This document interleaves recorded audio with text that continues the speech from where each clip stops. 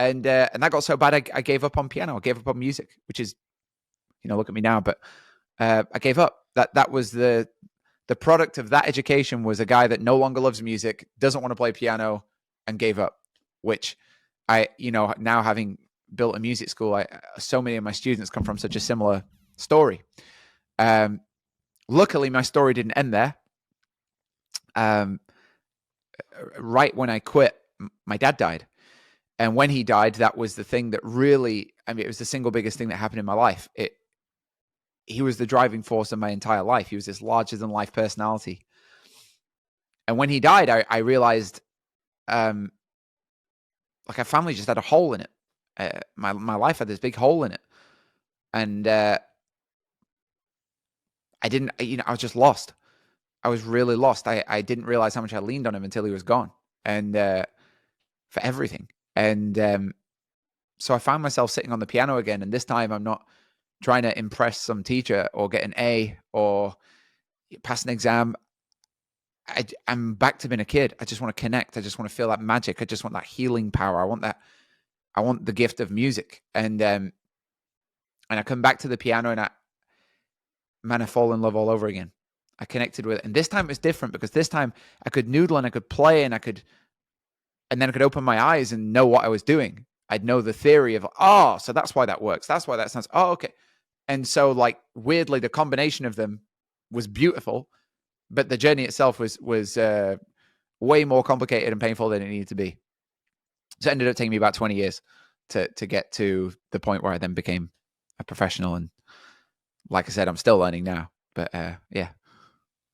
Wow. I'm so sorry about your father. Was that a surprise?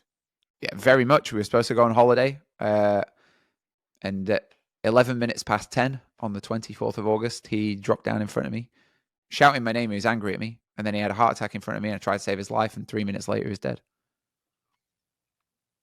Oh my Super, God. super.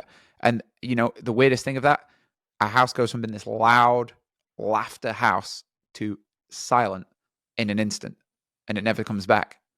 Our house was always so loud, and TV and music playing, and honestly, some arguments back and forth, and motion and all this stuff.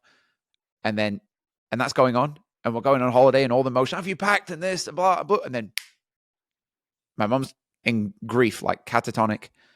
She remained in grief for many years after that, silent, and the house was silent. And it was how instantly that occurred in my life. It's how instantly the change was. And, and everything else that comes with that. Then, I had to take over being the guy of the family. And there's a lot of things that went down at that period. And a lot of things that rocked us. Could no longer afford to stay in the school. Couldn't afford the train fare. Couldn't afford hot water. We didn't have heating. There was just a lot of stresses that were like, whoa, I had to grow up immediately. And thank God I had music, honestly. Thank God I had music, because it is, and it will always be my greatest therapy. It's magic. You must know this. Last night, if I had bags under my eyes, last night, 2:30 in the morning, I couldn't sleep. I came down, I sat on that piano behind me, and I just disappear. And then it's sunrise, and what happened? I've done that so many times in my life. It's greatest gift my parents ever gave me was that. Thank you for sharing that deeply personal story. It is so interesting to me that you're talking about how when you started, you're this child that doesn't know anything formal about the piano. You're playing around, and then you're thrown into this world where you're told all these things that don't really make sense to you. It just feels overwhelming, and you stop. And then this moment happens in your life that brings you back eventually to the piano, and then you're able to bring it all together and make sense of it.